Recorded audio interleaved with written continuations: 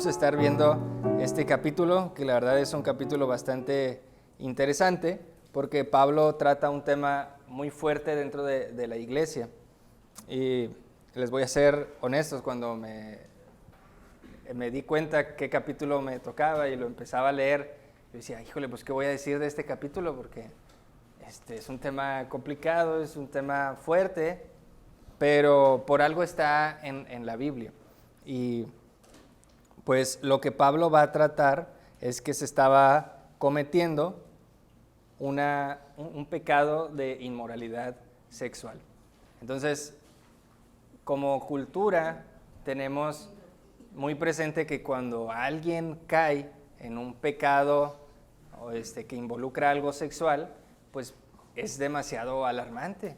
Es como que, híjole, ¿viste que el hermano hizo tal cosa, cayó en esto? Y pues nos asombramos y luego le ponemos una etiqueta a esa persona de que pues fue infiel.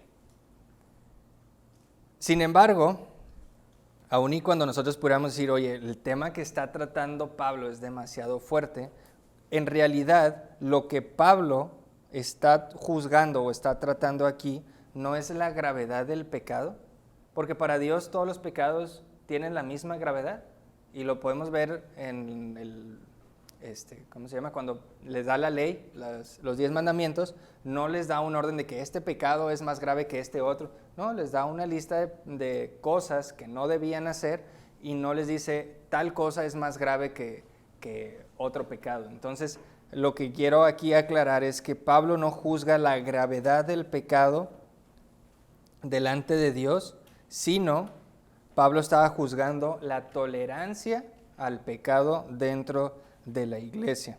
Y eso es, creo, lo importante que debemos de resaltar aquí en este capítulo. ¿Sí? Entonces, Pablo quiere hacerles ver a los cristianos de la iglesia de Corinto cómo es que estaban dejando o estaban permitiendo que el cuerpo de Cristo se estuviera, por así decirlo, gangrenándose y no estuvieran tomando acción. ¿Sí? Si yo veo en mi cuerpo que tengo, no sé, una manchita en el dedo del pie y veo que está creciendo y no hago nada al respecto, pues no voy a decir, bueno, pues voy a esperar a que llegue a los órganos importantes de mi cuerpo para ahora sí tomar acción, ya cuando las piernas están inservibles. Entonces, nosotros como cuerpo de Cristo somos miembros y cada uno tal vez de una manera muy burda, pero a lo mejor alguien es una oreja, alguien es una mano, alguien es un riñón, alguien puede ser el dedo del pie, y si yo veo que uno de los hermanos, no por ponerle una etiqueta, pues está teniendo problemas, pues no voy a decir, bueno, voy a esperar a que el problema se contagie a unos 3 hermanos para ahora sí ya poder tomar acción, ¿no? Entonces, vamos a ver que Pablo quiere que dejen de lado ese orgullo que ellos tenían y que tomen acción.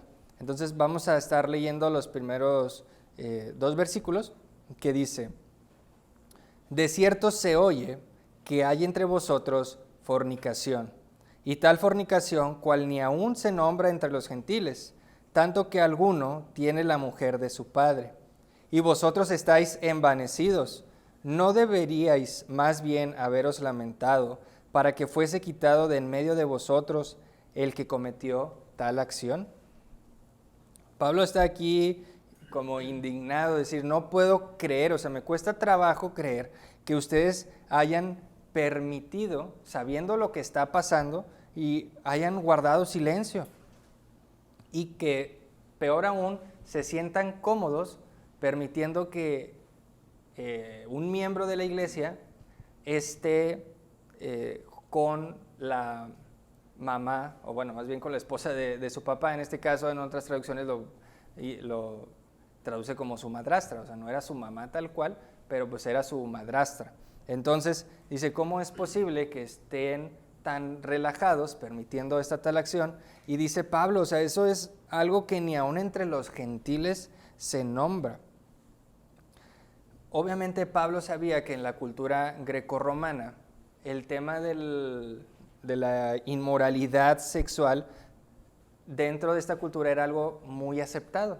Había gente que tenía incluso esclavos sexuales y pues la poligamia era muy bien vista. Entonces, la ética de la cultura de este tiempo no embonaba o chocaba con la ética de Cristo. Entonces, Pablo les dice, oigan, o sea, tampoco se la bañen, o sea, está bien que tienen ahí una cultura muy arraigada, pero ya están haciendo prácticas que ni aún los que no son creyentes lo practican. Hay un escritor romano que se llama Cicerón, que él mismo escribió y dice que este tipo de incesto era un crimen increíble y prácticamente desconocido. Entonces ahí vemos cómo verdaderamente no era ni aún nombrado entre los gentiles. Entonces esto le asombra tanto a Pablo que dice, oye, ¿cómo es posible? Entonces les exhorta a tomar acción, porque si como iglesia no hacemos nada, no tomamos acción, van a pasar dos cosas, que nos van a terminar afectando. La primera es que nos vamos a polarizar y la segunda es que nos vamos a paralizar. ¿Por qué polarizar? Porque va a llegar un punto en el que si dejamos que el pecado siga creciendo dentro de la iglesia y no hacemos nada, nuestra conciencia ya va a dejar de discernir qué es lo bueno y qué es lo malo. Lo vamos a ver tan normal que, bueno, no pasa nada, pues ese hermano lo hace, pues probablemente yo también lo puedo hacer, nadie le está diciendo nada, ¿sí? Y nos vamos a paralizar porque la iglesia se va a estancar, no va a avanzar, no va a tener crecimiento. Entonces es importante tener en cuenta esto, cómo nosotros, si nos damos cuenta de algo, así como Pablo lo hace, en este caso ve que hay un problema de inmoralidad sexual, pues hacer algo, ¿sí? Hay que tomar acción, hay que estar alerta y ser conscientes de que cuando un hermano o una hermana está teniendo algún problema, pues ir y tratar de hacérselo saber. No es como que, mira, pues ahí se me hace que está pasando algo turbio, pero pues como a mí no me afecta, no hago nada. Sin embargo, vamos a ver más adelante que sí nos va a afectar. En los evangelios vemos cómo Jesús, cuando veía algo que no le parecía, dice literalmente que se indignaba. Y esta indignación no solamente es un tipo de enojo, sino es como un enojo, pero que nos lleva a tomar acción, ¿sí? Jesús siempre hacía algo para corregir una problemática. Entonces así nosotros, cuando vemos algo de tal magnitud, pues debería causarnos indignación en nosotros y decir, oye, no puedo permitir esto y tomar acción al respecto. Voy a poner un ejemplo bien simple. Probablemente todos en su casa o la mayoría compra fruta y ya sea o la pongan en una canasta o la guarden en el refri. Y llega un punto en el que si tenemos, no sé, una canasta de varias naranjas y al fondo de esa canasta yo veo una naranja que se echó a perder, honestamente yo no conozco a nadie que diga, mira qué padre, se echó a perder una naranja, ahí la voy a dejar. ¿Qué es lo que hacemos? ¿Cuál es la lógica que nos lleva a hacer? Pues oye, saco inmediatamente esa naranja que se echó a perder, la tiro y tal vez lavo las otras naranjas para que si tuvieron contacto con la otra naranja, pues lo que les pudo haber quedado se limpie y no se echen a perder, ¿no? Entonces, ¿por qué la sacamos, esa fruta? Porque si no la sacamos, las demás frutas que están ahí probablemente se van a echar a perder mucho más rápido que si no está esa fruta. Entonces, es lo que le está diciendo aquí Pablo. Si ustedes no toman acción frente a una situación donde alguna persona está caminando en desorden, está agarrando pa'l monte, ustedes deben de estar atentos y tomar acción al respecto. ¿Por qué? Porque si no, van a empezar a copiar, van a empezar a adoptar esas costumbres de la persona que está viviendo en pecado. Entonces, en el versículo 2, a Pablo les está diciendo que le preocupa que estén tan tranquilos. Dice, vosotros estáis envanecidos. en otras traducciones lo dice como son orgullosos, ¿sí? O sea, ya están cegados por su orgullo porque están permitiendo esto. Pablo, la Biblia en Mateo nos dice que nosotros somos la sal del mundo, ¿sí? ¿Y por qué somos la sal? No solo somos la sal porque le damos sabor a la vida como cristianos, no. ¿Cuál era la principal tarea de la sal en estos tiempos? Era preservar la comida. No había refris, no había instrumentos como los que hoy tenemos para preservar la comida, y lo que hacían es que le echaban sal. Entonces, nosotros somos la sal de este mundo, y como iglesia somos llamados a preservar la verdad, a hacer la luz dentro de este mundo que está en tinieblas. Entonces, si nosotros no empezamos a preservar la verdad, pues poco a poco nos vamos a ir yendo a las tinieblas, y ya no va a haber diferencia entre nosotros.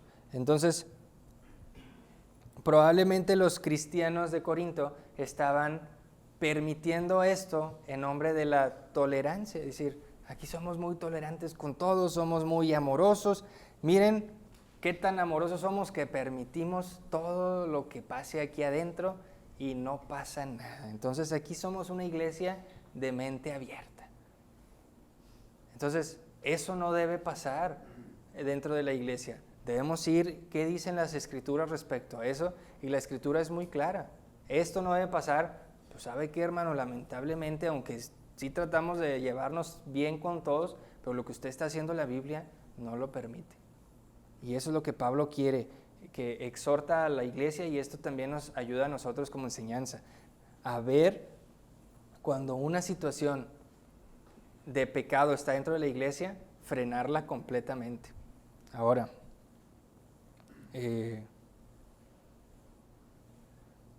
dice Pablo en el versículo 2, dice, ¿no deberíais más bien haberos lamentado? Dice aquí Pablo, en vez de que ustedes estuvieran tristes porque ese hermano está caminando en pecado, no, ustedes están aceptándolo en vez de haberlo quitado de en medio de ustedes. Sí, dice, para que fuese quitado de en medio de vosotros el que cometió tal acción. Y luego dice el versículo del 3 al 5, dice, ciertamente yo, como ausente en cuerpo, pero presente en espíritu, ya como presente he juzgado al que tal cosa ha hecho. En el nombre de nuestro Señor Jesucristo, reunidos vosotros y mi espíritu, con el poder de nuestro Señor Jesucristo, el tal sea entregado a Satanás para destrucción de la carne, a fin de que el espíritu sea salvo en el día del Señor Jesús. Aquí Pablo está diciendo, dice que estaba ausente en cuerpo, pero presente en espíritu. Obviamente aquí él no está hablando de una proyección astral y que está literalmente presente solamente en espíritu. Él realmente lo que está aquí representando en esta carta es que él tiene esa extensión apostólica dentro de la iglesia y tiene esa autoridad para decir, por medio de esta carta yo me hago ahí presente en medio de ustedes. En otras palabras, Pablo no tenía que estar realmente presente para ejercer esa autoridad que se le había dado como apóstol para poder corregir alguna situación dentro de la iglesia de Corinto. Entonces, Pablo empuja con toda esa autoridad que él tiene y dice, yo ya he juzgado al que tal cosa ha hecho. Ahora, si se acuerdan en los evangelios, Jesús dice pues, que no hagamos juicio sobre otros.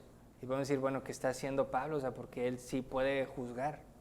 Bueno, lo que decía Cristo era que no hagamos un juicio de manera hipócrita, ¿sí? Pablo tenía esa autoridad porque él llevaba una vida acorde a lo que Dios le había dictado y él podía ejercer ese juicio, decir, ese hermano está en pecado y no debe ser así. Entonces, nosotros, no es como, aquí está complicado de decirlo, pero nosotros podemos juzgar a un hermano siempre y cuando no sea de una manera hipócrita. El juicio o la corrección de un hermano debe ser con amor, ¿sí? Y eso es lo complicado a la hora de corregir o de hacer una exhortación a un hermano. Porque si yo voy sintiéndome mejor que esa persona, mira lo que está haciendo, déjame, lo corrijo, pero tu vida no refleja lo que la palabra dice, eso es lo que realmente juzga a Dios de aquel que juzga incorrectamente, ¿sí? Entonces, hay que tener cuidado a la manera de cómo exhortamos. Si yo exhorto a un hermano para que corrija su andar y lo hago con amor, ahí es donde dice la palabra, has ganado a un hermano. Ahora, algo bien potente es el versículo 5, que dice, el tal sea entregado a Satanás para destrucción de la carne, a fin de que el espíritu sea salvo en el día del Señor Jesús. Ahora, ¿cómo pueden ellos o los hermanos en Corinto entregar a alguien a Satanás? Bueno, al ponerlo fuera de la iglesia, al ponerlo en el mundo, el cual es el dominio, digamos, de Satanás, el castigo, digamos, es remover esa protección espiritual dentro de la iglesia, ¿sí? Si nosotros quitamos al hermano, pues se va a dar cuenta lo que estaba haciendo en el mundo y probablemente el mundo lo va a juzgar a él, porque veíamos que ni aún entre los gentiles la práctica de ese hermano se hacía. Entonces, el mandato de Pablo también sirve para el propósito de remover cualquier falso sentimiento de un hermano, decir, pues estoy aquí en la iglesia, estoy cómodo, puedo seguir llevando una doble vida, una de pecado y una que aquí puedo aparentar y no me pasa nada. Y Pablo es como que no, sí pasa, usted no puede estar aquí comportándose como si fuera un gentil más. Entonces dice, sea entregado a Satanás. Si el hombre rehusó enfrentar su pecado, la iglesia debe hacerlo por él, debe ayudarle a enfrentar ese pecado. Ahora, la meta de la disciplina es bastante clara y muchas veces es algo que se omite completamente al momento de exhortar a un hermano. La disciplina, el propósito, o la meta de la disciplina es la salvación y no la destrucción de su espíritu. Y al final lo vemos, a fin de que el espíritu sea salvo en el día del Señor Jesús. A mí me ha tocado estar en algunas situaciones donde a varios hermanos se les disciplina, pero no se hace con un fin de restaurar a ese hermano, simplemente es un juicio y el hermano que está enfrente se siente superior, no lo hace con un amor verdadero y nunca hay ese propósito de una restauración, una salvación en el día del Señor. Y eso es lo más importante, esa es la meta de la corrección.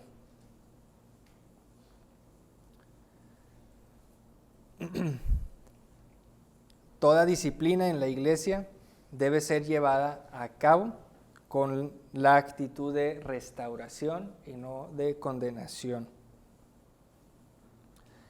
Como Pablo escribió también, si alguno no obedece a lo que decimos por medio de esta carta, a este señaladlo y no os juntéis con él para que se avergüence. Pero vean el último versículo, que es en 2 de Tesalonicenses. Mas no lo tengáis por enemigo, sino amonestadle como hermano. Y muchas veces este versículo no se lee, se lee el anterior nada más, ¿sí? Pero Pablo es claro, dice, no lo tengan como enemigo, o sea, sigue siendo hermano, amonéstenle como un hermano para que siga dentro de la iglesia. Pero no, simplemente se le señala, no se junten con él para que se avergüence y ¡pum!, se acabó el capítulo de la nada. Y para eso sí somos bien buenos, para señalar, para juzgar, para hacer que se avergüence. Pero ¿qué pasó con la segunda parte? Dice, mas no lo tengáis por enemigo, sino aceptadle como hermano. Versículo 6 dice, no es buena vuestra jactancia. ¿No sabéis que un poco de levadura leuda toda la masa? Es importante que pongamos atención a esta analogía que Pablo muestra aquí con la levadura. La levadura es un ingrediente que cuando se le pone a la masa tiene la capacidad de inflarla, ¿sí? Y la hace muy bonita.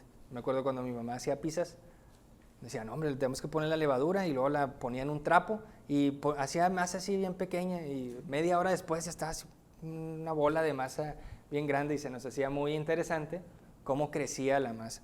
Entonces, esto es una característica de la masa, de la levadura, que leuda la masa y la hace crecer y la hace muy, muy bonita. Entonces, la levadura tiene la capacidad de ir a cada rincón, tiene, digamos, esa omnipresencia dentro de la masa, ¿sí?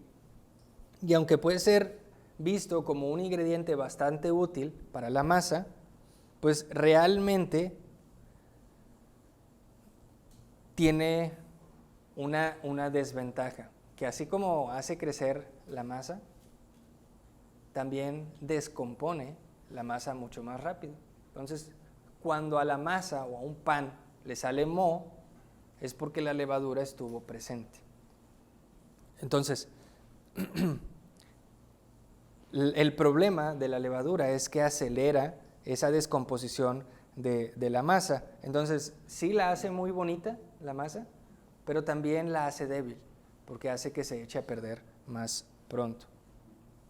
Entonces, Pablo es lo que les está diciendo. Así es el pecado. El pecado es como la levadura. Ustedes dejan que entre el pecado y no toman acción, al rato la iglesia está llena de pecado. Y por eso es que les decía, no porque si yo veo a un hermano que está caminando chueco o está en un problema, en un pecado, digo, bueno, pues lo que él está haciendo no me importa. La verdad es que sí, porque somos un cuerpo, y lo que a ese hermano le esté afectando, a mí me va a afectar, porque probablemente empiece a replicar lo que ese hermano está haciendo. Y no necesariamente tiene que ser un problema de inmoralidad sexual. Hay muchos pecados que uno puede practicar de manera recurrente. Y si yo me empiezo a acostumbrar a lo que está haciendo ese hermano, al rato voy a estar practicando yo lo mismo. Entonces sí me afecta lo que a otro hermano le está cometiendo, ¿no? Entonces, por eso Pablo tiene no solo es el temor de la falta o el pecado que se estaba practicando y la falta de corrección hacia esa persona, sino también él veía ese peligro inminente que corrían las demás personas alrededor, ¿sí? Como el ejemplo que digamos de la canasta de frutas, como la levadura que pone aquí Pablo como ejemplo. Dice, si no se toma acción, las demás personas se van a contagiar de pecado. Entonces, por eso es que Pablo dice, ustedes no pueden decir, no pasa nada, podemos vivir con esto. Pablo sabe que la masa representa la iglesia y la levadura el pecado. Dice, no permitan que la levadura leude toda la masa. No podemos ser negligentes en esta área, no podemos ser permisivos ante el pecado. Y yo sé que esto es complicado, a nadie le gusta tener que confrontar a un hermano. Y probablemente a nadie nos guste, mucho menos ser confrontados. Pero el amor, que era lo que les decía en un inicio, el hacer una exhortación con amor y el amor que tenemos hacia ese hermano es lo que nos debería mover a ir a hablar con esa persona. Decir, oye, veo que estás practicando esto, o que incluso estás dejando de hacer esto, y por amor a esa persona. Si nosotros poco a poco vamos dejando que el pecado entre en la iglesia, vamos a hacer como ese ejemplo que probablemente todos conocemos de la ranita que pones en agua fría y luego le prenden a la estufa. Pues la ranita poco a poco se va aclimatando, se va aclimatando, hasta que ya no se da cuenta cuando está hecha sopa. Y así nos pasa a nosotros. En cambio, si a una ranita la echas agua hirviendo, pues va a saltar y se va a salir. Entonces no seamos como esa ranita que se va aclimatando al pecado dentro de la iglesia. Por eso es importante tomar acción. Ahora, la corrección es importante por 3 razones. La primera es que ayuda a salir a la persona del lugar en donde se encuentra. Si yo no corrijo, probablemente la ceguera espiritual que tiene esta persona no lo va a permitir de salir del hoyo, de ese lodo en el que se encuentra atorado, ¿sí? Entonces, primera razón por la que es importante la corrección.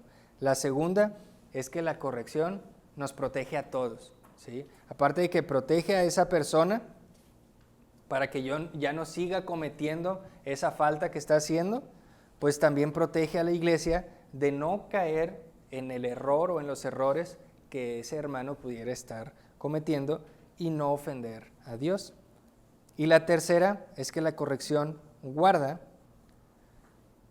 la integridad de la verdad de la palabra de Dios. Porque al final eso es lo que nosotros defendemos, la palabra de Dios. Somos embajadores de esta verdad y si no corregimos esa falta, pues se va a ir oscureciendo ya cuál es la verdad de nosotros. Pues eso que hace el hermano está bien o no está bien, entonces nuestra capacidad de discernir va disminuyendo. Entonces, por eso es que la corrección es importante dentro de la iglesia, ¿sí? Y es por eso, hermanos, que debemos dejar de ver a la corrección como que tengo que corregir un problema, ¿sí? No, la corrección también la debemos de ver como un tipo de lenguaje de amor dentro de la iglesia, ¿sí? Porque yo por amor a esa persona quiero que vuelva al camino de la verdad.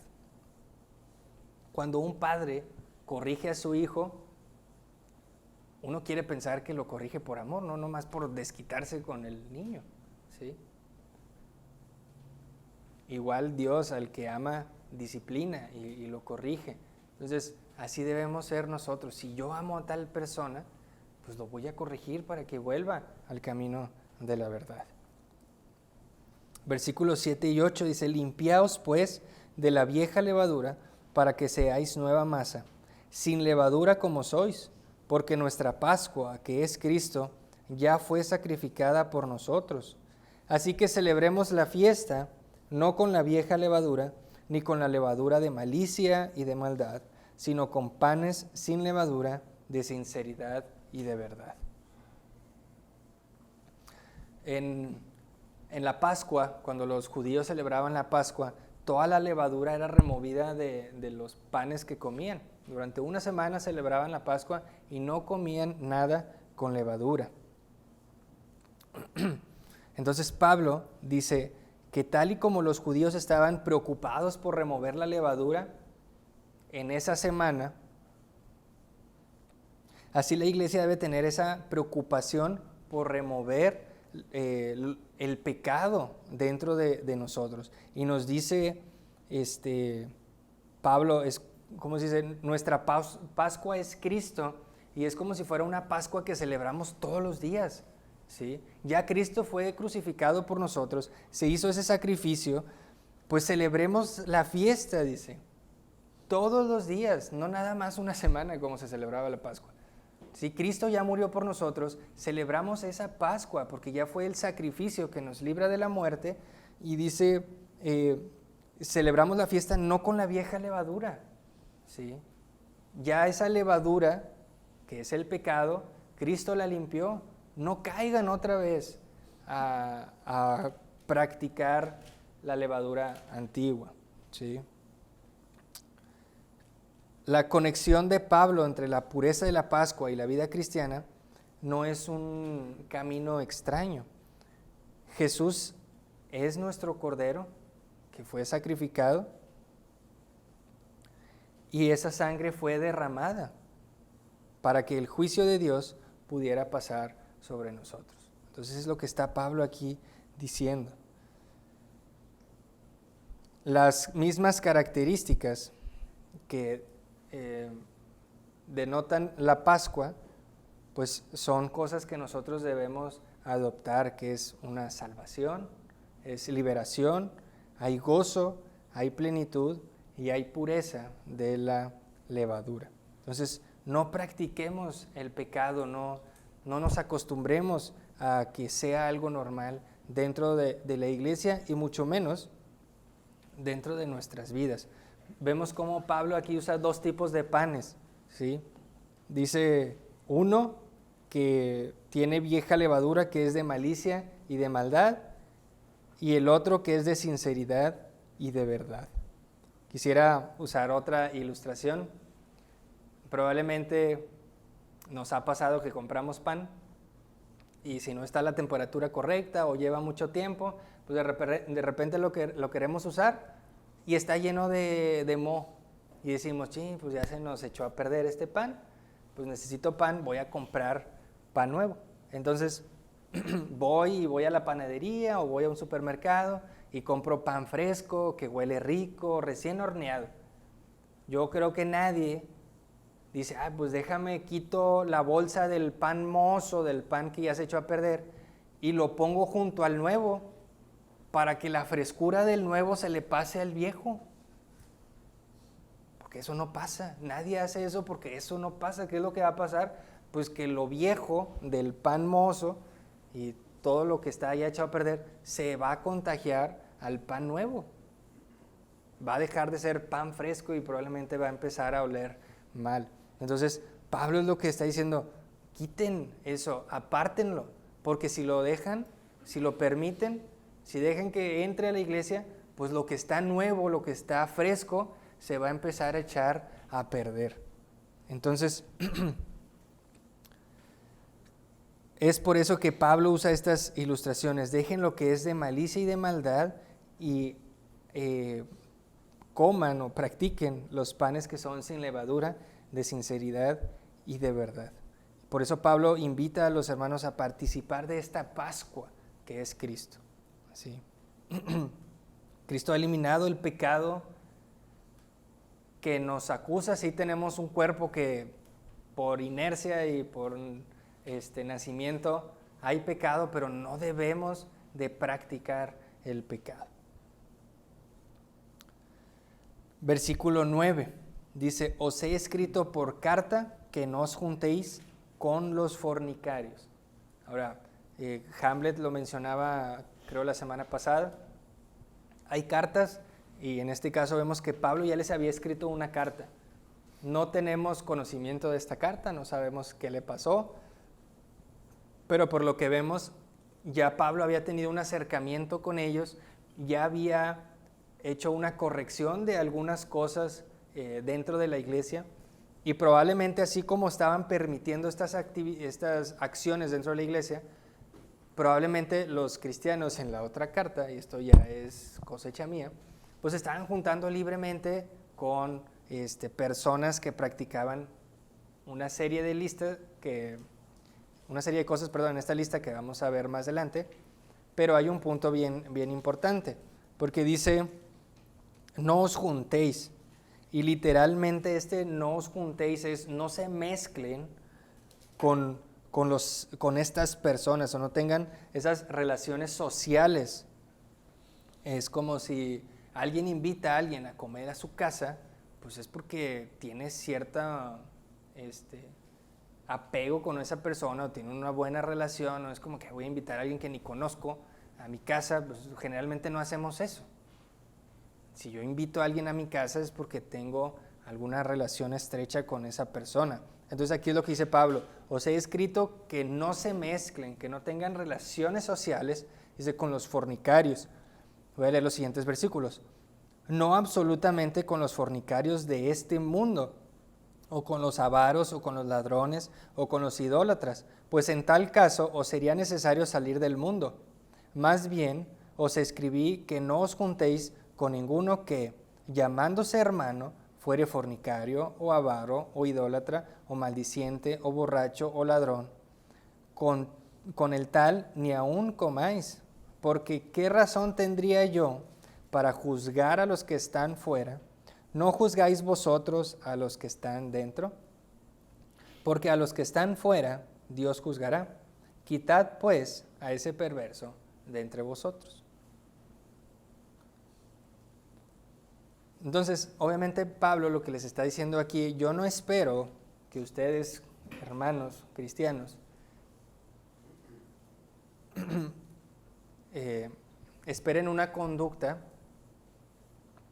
propia de los gentiles, porque ellos están en pecado, su vida no ha sido transformada, no ha sido cambiada. Yo no les estoy diciendo, no se junten con nadie que haga estas cosas porque dicen, no podrían vivir aquí. Y nosotros vemos eso hoy en día. Si hiciéramos caso a esto, de donde no se junten con nadie que haga esta lista, pues tendríamos que vivir encerrados y probablemente ni tolerarnos a nosotros mismos porque estamos igual que en esta lista. Pero lo que dice es, yo no estoy diciendo que se junten con los fornicarios de este mundo. Dice, más bien os escribí que no os juntéis con ninguno que llamándose hermano fuere fornicario, avaro, idólatra, maldiciente.